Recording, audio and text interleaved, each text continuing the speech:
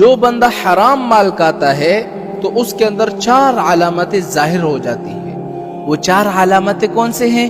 اگر آپ کے اندر وہ 4 علامتیں ظاہر ہو رہی ہے یا آپ کے اندر وہ 4 علامتیں ہیں تو سمجھو آپ کا کھانا اور رزق حلال نہیں ہے، حرام کھا رہے ہو۔ کہیں سے غور کرنا کہ کہیں سے میں حرام تو نہیں کما رہا، کہیں سے حرام مال تو نہیں کھا رہا۔ سب سے پہلا اس کے اندر یہ علامت ظاہر ہوتی ہے کہ اس کے دل سے نور چلا جاتا ہے۔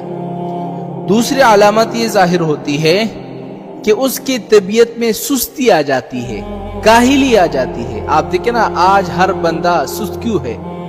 وہ اپنی رزق پہ غور کر رہا ہے کہ میں حرام کر رہا ہوں یا حلال، اور یہ دوسری علامت ہے کہ اس کے اندر سستی آ جاتی ہے۔ تیسری علامت یہ ہے کہ اس انسان کے دل میں برے برے خیالات اور جذبات ابھرنے لگتے ہیں، ہر وقت انسان دل میں برے کام سوچتا رہتا ہے۔ یہ تیسری علامت ظاہر ہو جاتی ہے۔ اور چوتھی علامت یہ ہے کہ نیک کام کی طرف اس انسان کی پھر طبیعت نہیں رہتی، ہر وقت برائی کا کام کرتا ہے، اور نیک کام کی طرف اس کا دل بھی نہیں چاہ رہا ہوتا کہ میں نیک کام کروں۔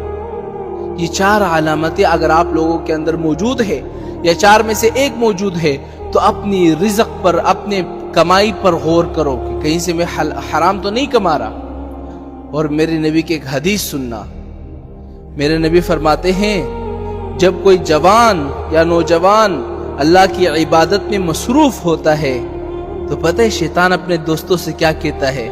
شیطان اپنے دوستوں سے کہتا ہے کہ دیکھو اس کا خوراک کیا ہے، اس کی غذا کیا ہے۔ اگر اس شخص کا کھانا پینا حرام ہو نا، کھاتا حرام ہو، پیتا حرام ہو، کماتا حرام ہو، تو شیطان اپنے دوستوں سے کہتا ہے کہ تم اس بندے کی طرف سے بے فکر ہو جاؤ، کوئی ٹینشن لینے کی ضرورت نہیں۔ ابے کیوں ٹینشن لینے کی ضرورت نہیں ہے؟ وہ اس لیے کہ بھائی جب اس کا کھانا حرام ہے تو بھائی اس کی عبادتوں کا بالکل کچھ بھی فائدہ نہیں۔ یہ عبادتیں 1000 دفعہ کرے گا کوئی فائدہ نہیں ہوگا۔ شیطان کہتا ہے کہ ہمیں تو ان لوگوں کو گمراہ کرنا ہے نا جو نیک کام کرتے ہیں اور ان کی نیکی ان کو فائدہ دے، لیکن جو بندہ حرام مال کھاتا ہے تو اس کا ایک عبادت بھی قبول نہیں ہوتی۔